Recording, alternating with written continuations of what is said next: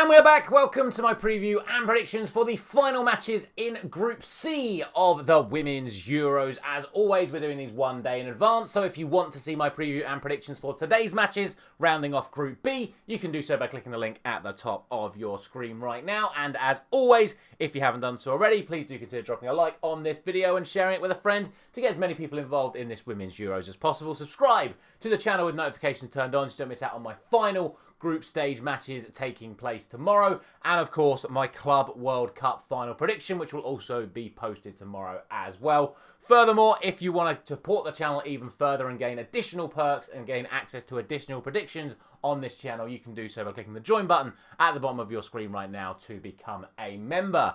Now, last night there were two matches to round off Group A, and off the back of those matches you'll see at the top of your screen I'm now on 13 out of 18 with one correct score. Thank you to the person who pointed out to me yesterday that I didn't in fact have one correct score from Group A on match day 2. So thank you very much for that. I've been saying I have had 0 correct scores for the last few days. That's incorrect. I did get one right on match day 2 in Group A. So thank you very much for that. But we didn't get any correct last night, although I am fuming at myself for not doing the 1-1 draw, which I mentioned on multiple occasions in my Switzerland-Finland preview. So it is what it is. I did 2-1 Switzerland, but I don't think any Switzerland fans are going to be caring right now after getting that stoppage time equaliser to get themselves into the knockout stages. But it means we're on 13 out of 18 going into today's matches. And those matches are coming from Group C, which, as you can see, sits as follows. Germany and Sweden both already through to the knockout stages on 6 points. Denmark and Poland already out, both on 0. So as we start the first preview today, which is, of course, Poland taking on Denmark, I'm going to say this is what we call an absolute worst-case scenario when it comes to actually making a preview and prediction for a match like this, because both of these sides have absolutely nothing to play for. They are both eliminated, they're both on 0 points, and you've got nothing. There is absolutely nothing you can do to predict what sort of lineup is going to be put out from either of these sides. They're playing for nothing. It's not like, you know, when the club football is played and you get additional prize money for finishing 3rd rather than 4th. This is an international competition. These sides are playing for literally nothing but pride, basically. But at the same time, there is absolutely no guarantee that these managers aren't going to give opportunities to players that potentially may never ever play at another major women's tournament again. So team selection goes completely out the window. Furthermore, there's absolutely no head-to-head record to speak of between these two sides either. So you have basically got the matches that they played against Germany and Sweden to go on, but even then, there's no guarantee over the team selection. So you are really just throwing darts in the dark. It is an absolute mess trying to actually predict how this one's going to go. So all I can do is go off of the premise that these sides are still going to play relatively strong sides, in which case there is a clear favourite, and that is Denmark. They are by far the better team on the world rankings. They are by far the better team when it comes to actually performance against these other two sides. Poland have lost both games without scoring. Denmark were arguably unlucky not to get any points out of either of these matches. Incredibly unlucky on both occasions. And to be fair, Poland, yeah, they've had a few opportunities, but like I just said, no goals scored, and they got dominated in both matches, especially in the match against Sweden, where they were only able to manage 2 shots on target in the entire match, despite having one of the best strikers in world football. So, for me, you have to consider Denmark to be the strong favourites. Neither team have any fresh injury or suspension concerns coming into this. However, if a side were to make changes, I think Poland are the more likely side to make changes. They made wholesale changes in the second half against Sweden last time out. I think this made something like 3 substitutions at half-time. So expect to see some changes from Poland, maybe a couple from Denmark, but ultimately, like I say, I do think Denmark should be considered the favourites for this one.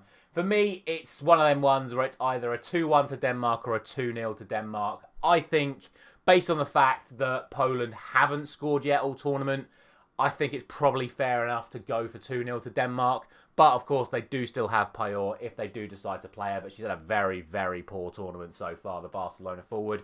So I don't think Poland are going to score. I still think Denmark are going to get the win. But, yeah, horrible, horrible prediction to start off today's video. But I have to pick something, so I'm going to go for a 2-0 victory to Denmark. The other game in the group, to be honest, isn't much better, because, yes, both of these sides do have something to play for, and that is to finish in top spot in the group. But because they're in Group C and they're going to be paired up against Group D, which of course is the group that contains England, France and the Netherlands, realistically it doesn't really matter whether you finish first or second in this group. You're going to be playing against incredibly tough opposition in the next game anyway. So again, it makes it a little bit harder to determine which sort of way this match is going to go. Furthermore, these are two incredibly top sides in incredibly good form. Coming into this, Germany are unbeaten in their last 8 matches, winning their last 7 in a row. Sweden are unbeaten in their last 14 matches. They've only won the last 4 in a row, but the last 3, including the 2 in this tournament, they have won without conceding a single goal. Furthermore, these are two sides that love to create chances, right? Across the 2 matches they've played so far, Sweden have had 40 attempts on goal. Germany have had 52. And to be fair, 12 of them in Matchday 2 against Denmark came from Bull alone. They are very, very dominant sides. They create chances and they score goals, which means, in theory, we could be in for a really entertaining match. However, on the flip side, as I've already mentioned, given the fact that both of these sides are through, there's no actual need to overexert yourselves or run the risk of getting suspended by playing to your maximum abilities in this match when you already know you're going to be playing in the next round. So it does just make it even harder to call. Furthermore, the last time that these two sides played, it was in a friendly in 2023, and that was a 0-0 draw.